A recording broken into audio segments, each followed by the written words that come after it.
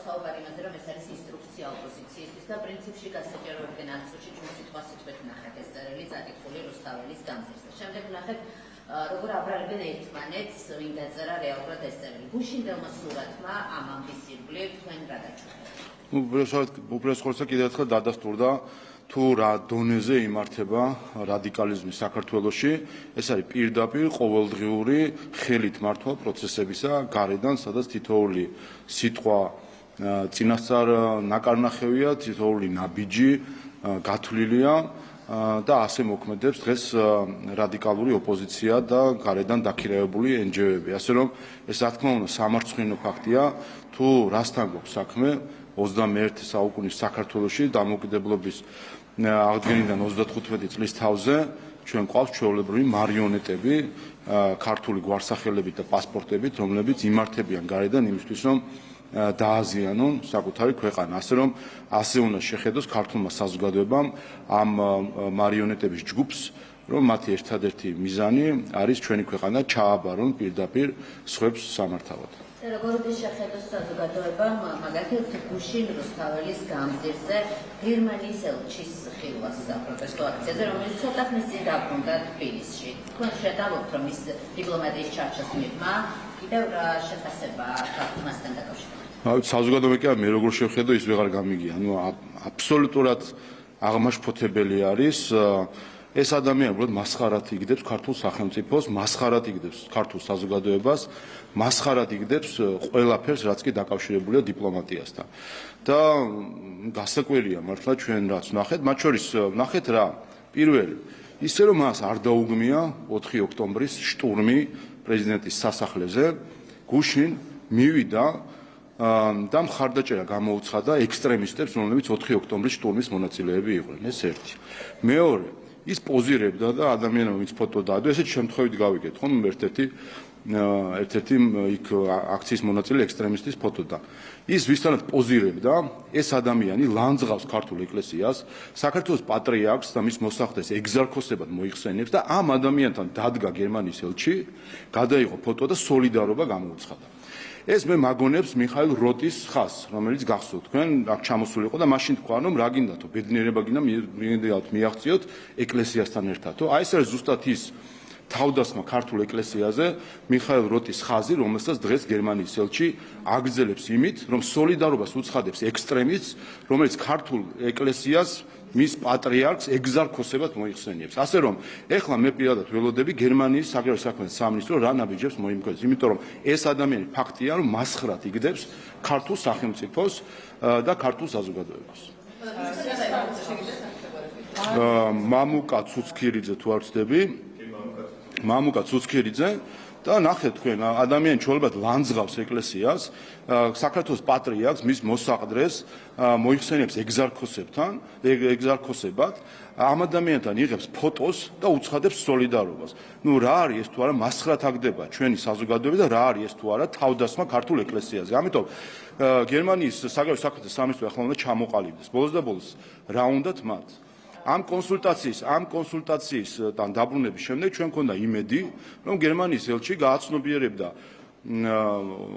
ვენის კონვენციის მნიშვნელობას, გადაიკითხავდა კიდევ ერთხელ შესაბამის მუხლებს და ბოლო-ბოლო ამ ყველაფრის შემდეგ რაღაცნაირად თავს მაინც შეიკავებდა. არ გასულა რამდენიმე დღე და უბრალოდ მასხრად აგვიგდო მთელი საზოგადოება, მთელი სახელმწიფო და ეკლესიის მლანძღველებს უცხადებს სოლიდარობას. ასე რომ კიდევ ერთხელ ჩამოყალიბდეს გერმანიის საგარეო საქმეთა სამინისტრო. რა სურს მას?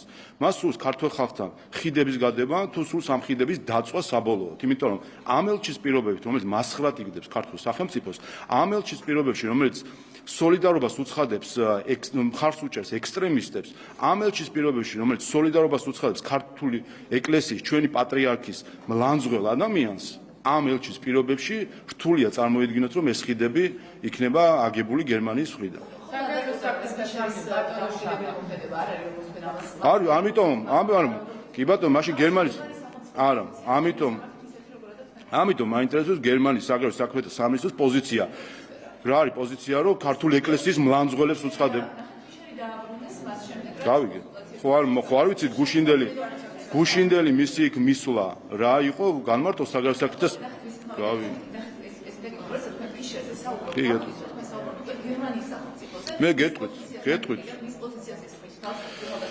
როდესაც გერმანიის საგარეო საქმეთა სამინისტრო აბრუნებდა ელჩ ფიშერს, მათ ჰქონდა წინასწარი კონსულტაცია საქართველოს საგარეო საქმეთა სამინისტროსთან ჩამოსვლამდე და მათ განუცხადეს საგარეო საქმეთა სამინისტროსთან დაპირდნენ, რომ გერმანიის ელჩი თავს შეიკავებდა იმგვარი ქმედებებისგან, რომელსაც მანამდე ჰქონდა ადგილი. არ გავიდა რამდენიმე დღე და ვხედავთ ელჩს ექსტრემისტებთან ერთად და ვხედავთ ელჩს, რომელიც სოლიდარობას უცხადებს ქართული ეკლესიის მლამძღველს, პატრიარქის თანამოსახდის მლამძღველს და ქართული სახელმწიფოს მასხრად არ ვიცი, ამიტომ უნდა გააკეთოს განმარტება საგარეო საქმეთა სამინისტრო, ეს არის მისი დავალება, რომ გერმანიის ელჩმა სოლიდარობა გამოუცხადოს საქართველოს ეკლესიის მლამძღველებს, ეს არის მისი დავალება, რომ გერმანიის ელჩმა მხარდაჭერა გამოუცხადოს ექსტრემისტებს, თუ ეს არის კვლავ მისი თვითშემოქმედება. თუ არ იცოდა მაშინ ახლა რას ქვია არ იცოდა, მაგას ქვია პასუხისმგებლობა. ამას ქვია პასუხისმგებლობა და უპასუხისმგებლობა ქვია, ეს კიდევ უფრო უარესი თუ არ იცოდა ვისთან იღებდა.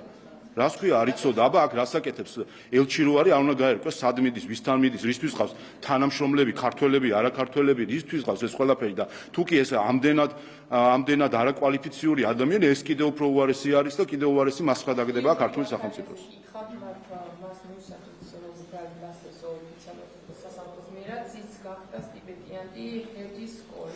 მისი გუნდი საუბრობს იმაზე, რომ მისი მიმართული ლიბერალი არის მხოლოდ პოლიტიკური პროცესის ნაწილი და მიზანმიმართული კამპანია ბრძოლის ამ თვალსაზრისით ერთიანობაში რაც ხედავთ გიორგი ბახარის თემატიკას. პირველ ყოვლისა ჩვენ ხედავთ მსგავს ხაზს, რაც ვნახეთ სალომე ზურაბიშვილის შემთხვევაში, აქაც მათ შორის ნეტთან დაკავშირებული ერთის მმართველობის სკოლა, რომელიც ნეტთანაც თანამშრომლობდა, პირდაპირ ხელფასზე აღყავს ქართველი პოლიტიკოსი და ყურადღებას მიაქციეთ მათ შორის როგორ არის ეს ყველაფერი გაფორმებული, თითქოს მან უნდა აწარმოოს კვლევა საქართველოს ევროკავშირში ინტეგრაციაზე და მისი დაფინანსება ასევე მოიცავს მის ვიზიტებს და ინტერვიუებს ევროკომისიის მაღალჩინოსნებთან და ევროკავშირის წევრი ქვეყნების მაღალჩინოსნებთან.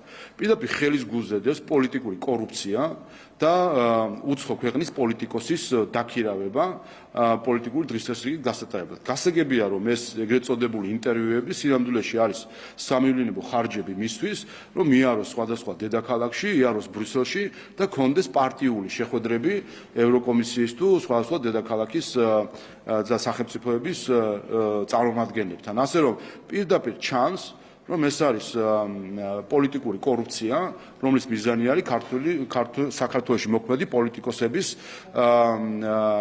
დაქირავება, ხელფასზე ყოფნა მათი იმისთვის, რომ გაატარებდნენ თავისი დღესდღelegi. ერთ რამეს გავუსვა კიდე ხაზს, იმიტომ აქაც მნიშვნელოვანია. როდესაც გერმანიაში ხდება დაფინანსება, ყურადღებას აქცევენ არის თუ არა ეს პოლიტიკურად აქტიური პირი.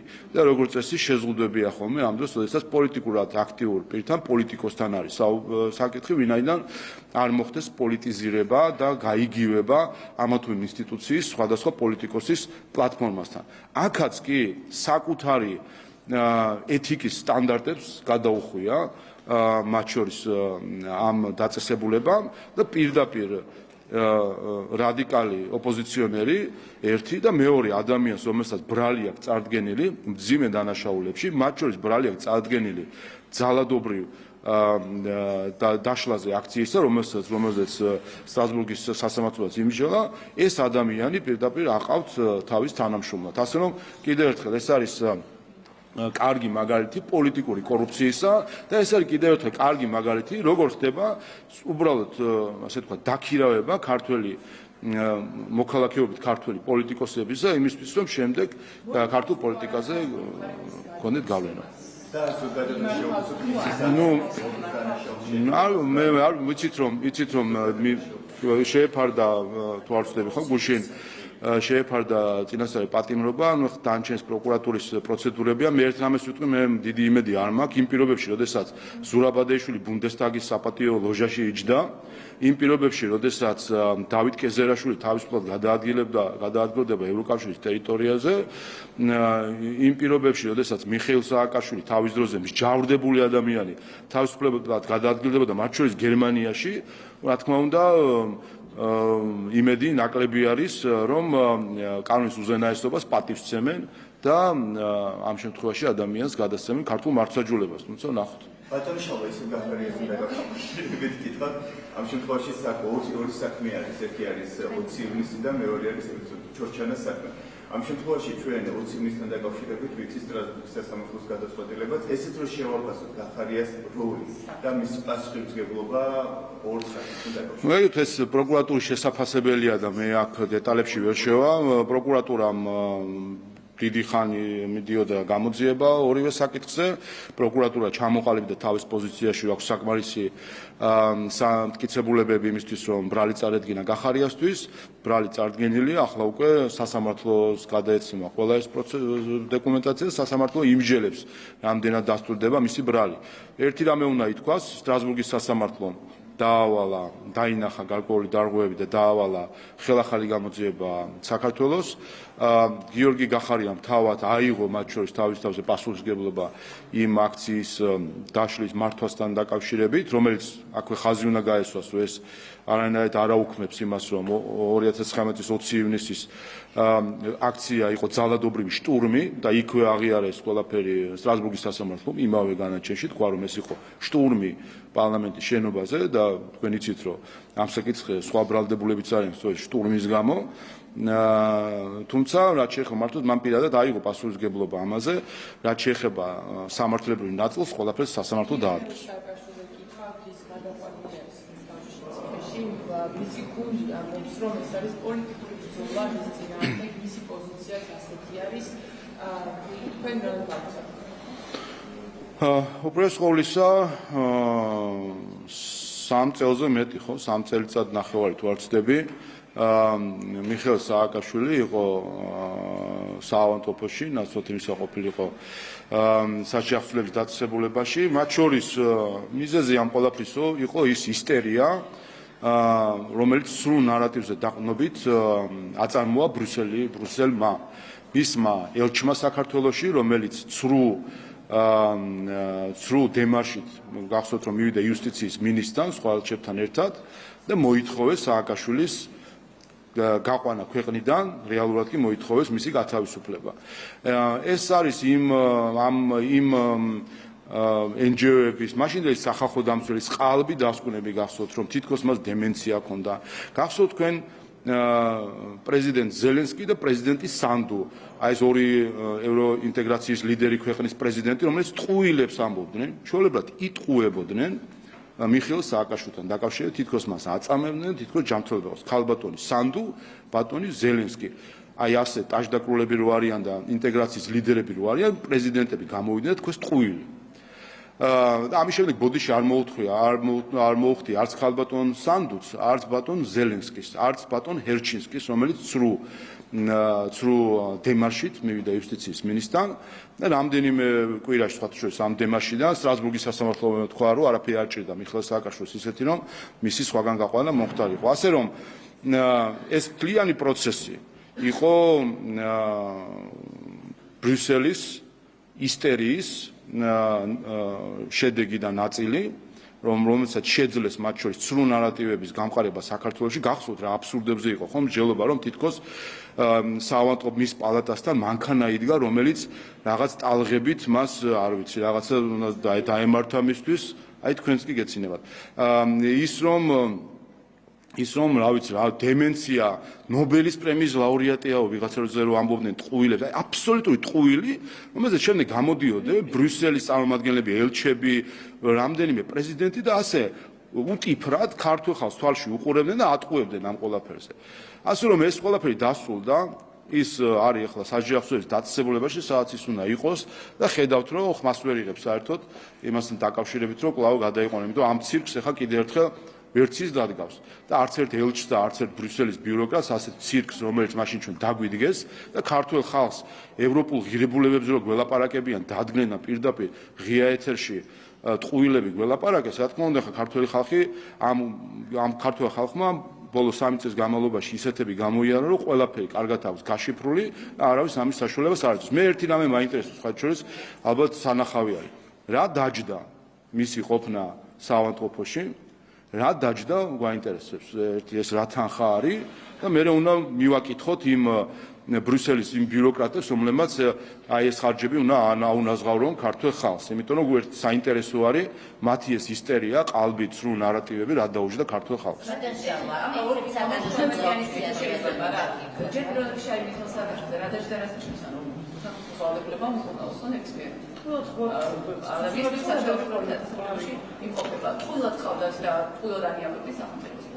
აი გვაინტერესებს რა დაჯდა, რა თქმა უნდა ჩვენ ხედავდით ყალბ დასკვნებს.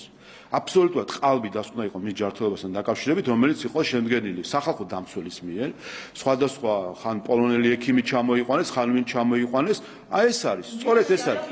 ეს არის ზუსტად სრულ ნარატივის შედეგი. ეს არის ზუსტად რომ საქართველოზე იყო ჰიბრიდული თავდასხმა, სრულ ნარატივი, თითოს ადამიანი კვდება, მას რადიაციით, აბსოლუტურად ყველანაირი ტყუილი იკადრეს ყველა. ელჩებმა, ბრიუსელმა და ასე შემდეგ და ასე შემდეგ. აი ამას გავარკვევთ ყველაფერს ვის რა სჭირდა და რა დაიხარჯა.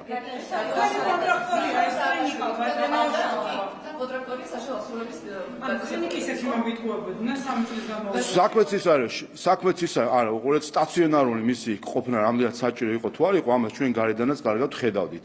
საქმე იმაშია, მთელი ეს პროპაგანდა, ცრუ ნარატივი, რომელიც მათ ააწყეს. სააკაშვილთან დაკავშირებით იყო თავდასხმა ქართულ სახელმწიფოზე, რომელშიც ჩართული იყო ევროკავშირის ელჩი, ბრიუსელის ბიუროკრატები, პოლიტიკოსები, უკრაინის და მოლდოვის პრეზიდენტები. ვერ გავუძვეთ კი თქვენ გახსოვთ ეს რა სიტუაციაში იყო ეს ყველაფერი ვინ ჩამოიყვანა სააკაშვილი აქ უკრაინის ხელისუფლებამ უკრაინის ჩვენ ნაბიჯ ეს თავდასხმები მოვიგერიეთ და ნაბიჯ დავდექით იქ რომ საკადრისი პასუხი გაიცეს ყველას ვინც ჩამოიყვანა სააკაშვილი აქ და ეს ჩამოიყვანა უკრაინის ხელისუფლებამ დღესო ტაშს რო უკრავთ პრეზიდენტ ზელენსკის მან ჩამოგვიყვანა სააკაშვილი აქ იმისთვის რომ ეს ქვეყანა აერია ეს არის თქვენი ზელენსკი ვინ იყო ის ჯგუფები რომლებიც იგონებდნენ ტყუილებს დემენციასთან დაკავშირებით ზელენსკი სანდუ ბრიუსელის სხვადასხვა პოლიტიკოსები ევროკავშირის ელჩი და სხვადასხვა ელჩები რომლებმაც ეს უტიფარი ტყუილი გაკადრეს თქვენს აკადრეს თლიანად საქართველოს და რა თქმა უნდა გაგანია ომიმიდის ხედავდით ჩვენ რა ხდებოდა აქედან გვივლიდნენ მათ შორის რომ რაიმენაირად აერია სიტუაცია რომ საქართველოს ყოფილიყო ესკალაციაში რუსეთთან რომლის ბოლოს იქნებოდა ომი და ამას ჭირდებოდა რა თქმა უნდა გარკვეული მოქნილობა რომ გამოსულიყავით ამ სიტუაციიდან გამოვედით და ყველას ახლა უნდა მიეზღოს თავისი აი ამ ცრუ ნარატივისთვის რომელიც ამდენი ხანი აკადრეს ქართულ ხალხს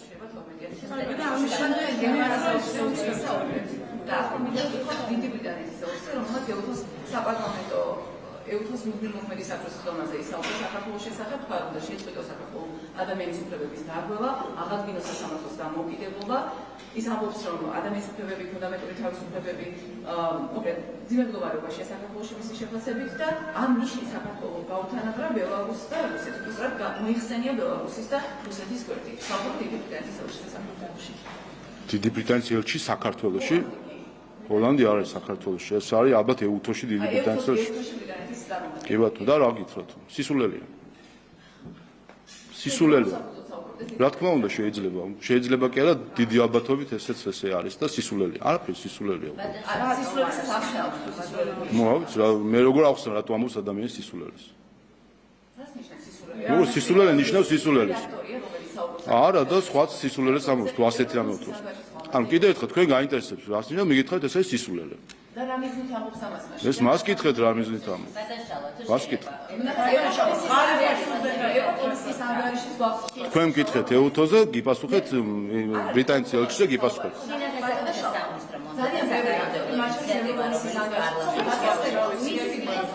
მოგიბრუნდებით მაგალითად მოგიბრუნდებით. ეუთოზე გიპასუხეთ და მოგიბრუნდებით. ეხება საკანონმდებლო პაკეტი, რომელიც შეგასახებდა სამინისტრო მომზადებას. რა მოლოდინი გაქვთ, რას შეცვლის დღეს არსებულ ვითარებაში, რომ სტატისტიკა გარკვეულწილად არის მძიმე საზღვაო საფრთხეებასთან დაკავშირებით, აი რას მეიმსახურება ეს ცვლილებები? თავისთავად, როგორც შინაგან საქმეთა სამინისტრო და აქ პარლამენტს მომართავს და პარლამენტიც ამას ყურადღებას ათმობს, რომ ჩვენ მოვარგოთ კანონმდებლობა იმ გამოწვევებს, რომელიც არის და ადმინისტრაციულ სამართლებრივთა კოდექსის სხვადასხვა მიმართულებით ამ შემთხვევაში უკვე საგზაო მოძრაობის უსაფრთხოების მეტად უზრუნველყოფისთვის შესაბამის აქტუალიზება საჭიროებს ხოლმე იმისთვის რომ კიდევ ერთხელ იმ სანქციის დანიშნულება არის რომ ის სანქცია ისეთი უნდა იყოს ადმინისტრაციულ სამართლებრივი რომ ადამიანს არ უღირდეს სამართალდარღვევის ჩადენა ვინაიდან ჩანს რომ ამ ხრივ სტატისტიკა როგორც სავარაუდოდ შეანსაკუთრებს სამინისტრო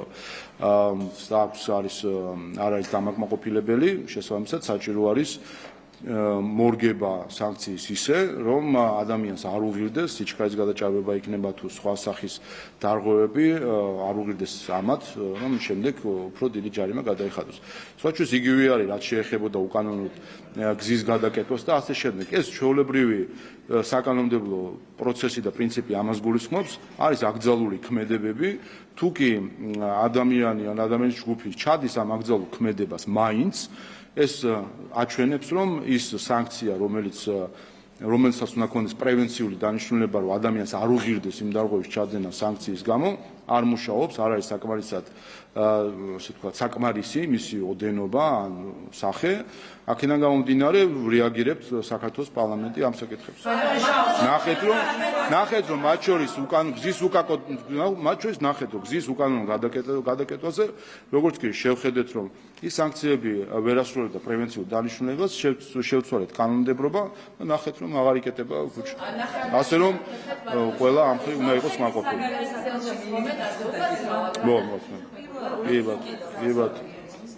პირველი შემთხვევა არის ადამიანის პრობლემის დარღვევის გამო გაკრიტიკებენ. ისიც იცით რომ უვიზობლებისთვის ნაწილში დიდი მნიშვნელობა ექნება ამ ნიშნის საქართველოში არსებული გლობალურ შეფასებას. ამიტომ თქვენგან მნიშვნელოვანია კომენტარს ისმენდეს მათ შორის ქართული საზოგადოებაც, ხო? ანუ ადამიანის პრობლემის დარღვევის გამო შესაძლოა უვიზობლებისთვის კი დავყარებოთ. ამ საფრთხების ფონზე მარტო იმთხოვა სისულელია ვინც ამას ამბობს. არა, მიგითხარით სისულელია, როდესაც გვადარებენ რომელიღაცა ქვეყანას ეს არის სისულელი. მოუღალეთ კაი, აგიცით. პირველი, როდესაც ასეთი შედარებები ხდება სხვა ქვეყნებთან, მათ შორის ეთნიკურ ეპიტეტებს რო იყენებენ ხოლმე ხანდახან და რაღაც რუსული დეზინფორმაცია, ეს ყველაფერი ხო აჩვენებს, რომ არც არგუმენტი არ გაქვს, უბრალოდ გინდა ადამიანზე რაღაც ასე ვთქვათ, შეურაცხყოფა მიაყენო, შეადაროს სხვა ქვეყანას, მის ეროვნულ თავმოყარეობაზე, სახელმწიფო თავმოყარეობაზე ითამაშო. ეს არის, რა გითხრათ, იაფასიანი ტრიუკი, ასე ვთქვათ, აი რაღაც პროპაგანდის და ამიტომ გითხარით, რომ ის რაც თქვა ელჩმა არის სისულელე.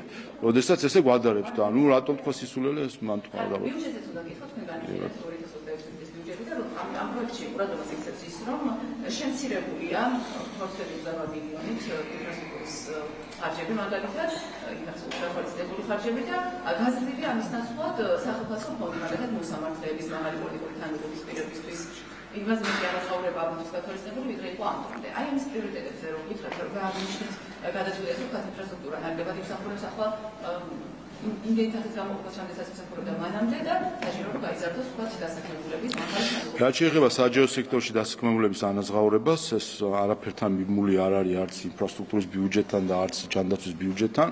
ეს არის პროცესი, რომელსაც რამდენიმე წელია ყოველწლიურად 10%-იანი ზრდა არის საჯარო სექტორში დასაქმებული ყველასთვის, ექიმებისთვის, თუ მასწავლებლებისთვის, თუ ყველასთვის, ვინც არის საჯარო სექტორში დასაქმებული. ასე რომ ეს არის ამის ნაწილი, მათ შორის ჩვენ კანონმდებლობითაც გვაქვს ვალდებულება ინდექსაციის ამ ხელფასების, ასე რომ ეს ამის ნაწილია და მნიშვნელოვანია რომ მის ანუ უყურეთ უყურეთ საჯარო სამსახური არ საჯარო სამსახურში დისკრიმინაცია ამ ხრივ არ ხდება. არის 10%-იანი ზრდა, რომელიც შეეხება ყველას, ვინც არის საჯარო სამსახურში, იქნება ეს უსაფრთხოების სამსახურის თანამშრომელი, რომელსაც ჩვენგან ქების გარდა სხვა არაფერი ეკუთვნის, იმიტომაც გვაქვს ჩვენ აქ უსაფრთხოება და მშვიდობა და იმიტომაც არის რომ გარედან ვერ ახერხებენ ჩვენს აყირავებას, რომ ჩვენი ქვეყნის აყირავებას, რომ უსაფრთხოების სამსახური კარგად მუშაობს. ასევე შეეხება მასწავლებლებს და შეეხება ყველა სხვა დასაქმებულ პირს საჯარო სექტორში.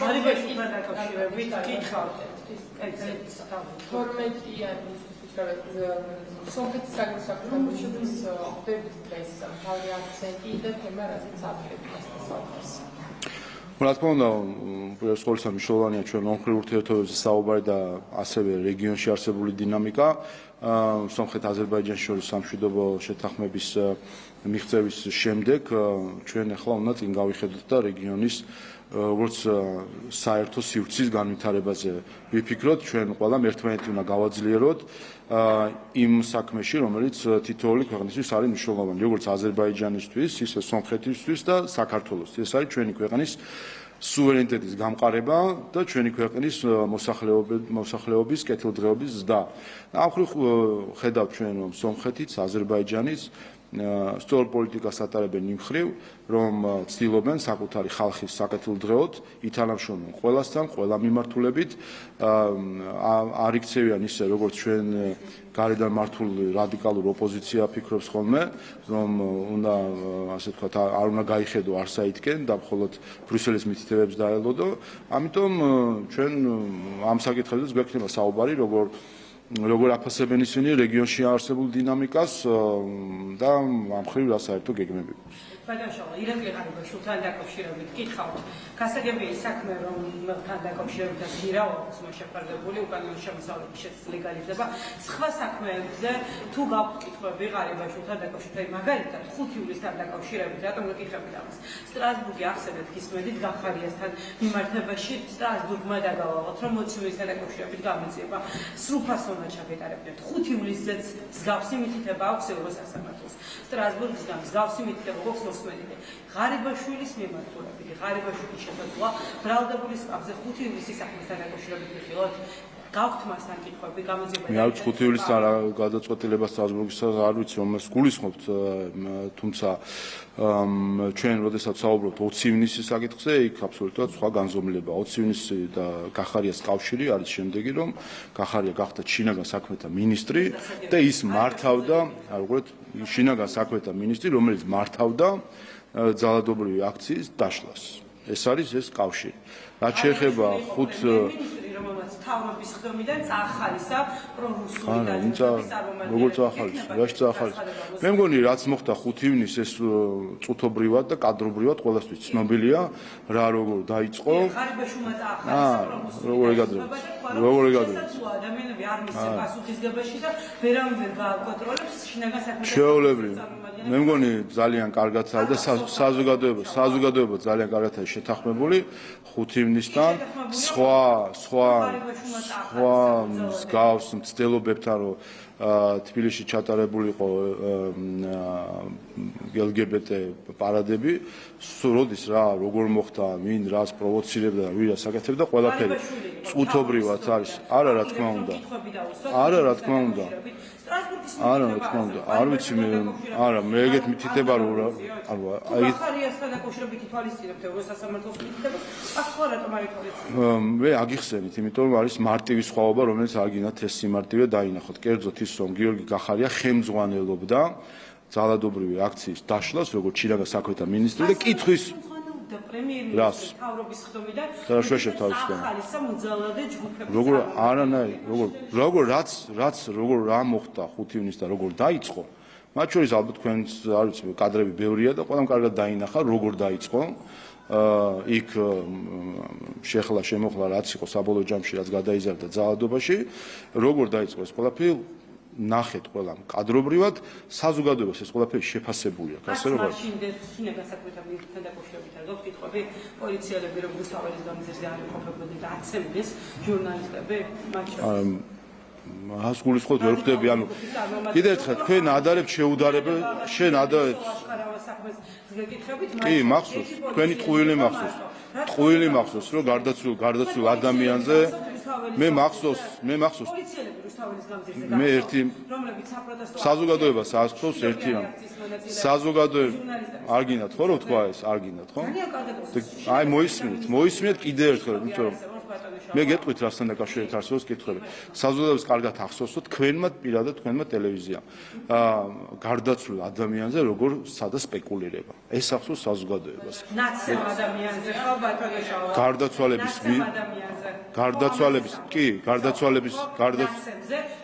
დაკავშირებითაც ერთი პოლიციელი იყო, მხოლოდ ერთადერთი პოლიციელი სირცხვილეში. თქვენ გახსოვთ? რადიკალებს სურდათ რომ ეცემა. გარდაცვალების რა თქმა უნდა, ეს არის უსირცხვილობა, როდესაც თქვენი კოლეგის არ მისმენთ, იმიტომ სიმართლე აგინათ გაიგოთ.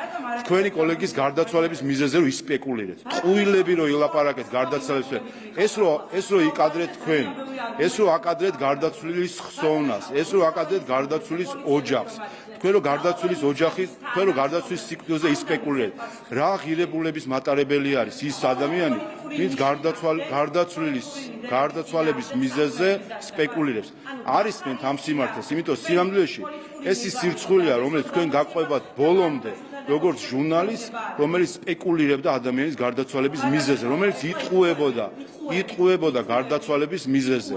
ეს ხომ სირცხვილია, რომელიც გაყვებათ ბოლომდე, როდესაც ტყუილ მიზეზს ასახელებდით, გარდაცვალების ტყუილ მიზეზს ასახელებდით და ეს ტყუილი თქვენ ბოლომდე გაყვებათ უპირველეს ყოვლისა გარდაცვლილი ადამიანის წინაშე, როდესაც მისი გარდაცვალების მიზეზზე სპეკულირებდით და იტყუებოდით გარდაცვალების მიზეზზე, რაც არის რა თქმა უნდა ყველაზე მდაბიო საქციელი. მორჩიმე პასუხი. რატომ არ გავკითხვაზე პასუხი? სტრასბურგმა დაგავა. მორჩიმე. მე სხვა პასუხი თქვენთვის არ მაქვს. ღარიბაშვილთან დაკავშირებით რატომ არ გწევთ? სხვა პასუხი თქვენთვის არ მაქვს, გარდა იმისა, რომ სირცხვილი არის, რომ თქვენი გარდაცვლილი კოლეგის გარდაცვალების მიზეზზე ისპეკულირეთ, აღიარებთ, ეს იყო ტყუილი თქვენის მხრიდან? იყო თუ არა ტყუილი თქვენს მიერ დასახელებული გარდაცვალების მიზეზზე? იყო თუ არა ტყუილი თქვენს მიერ გარდაცვალების მიზეზზე? არ გინდათ, არ გაქვთ პასუხი. არ გაქვთ პასუხი, იმიტომ რომ თქვენ მოატყუეთ უპირველეს ყოვლის საზოგადოება, მოატყუეთ თქვენი მაყურებელს. მე მოვჩი. გამორიცხავ ღარიბაშვილის პოლიტიკაში წასვლა. მადლობა. ღარიბაშვილი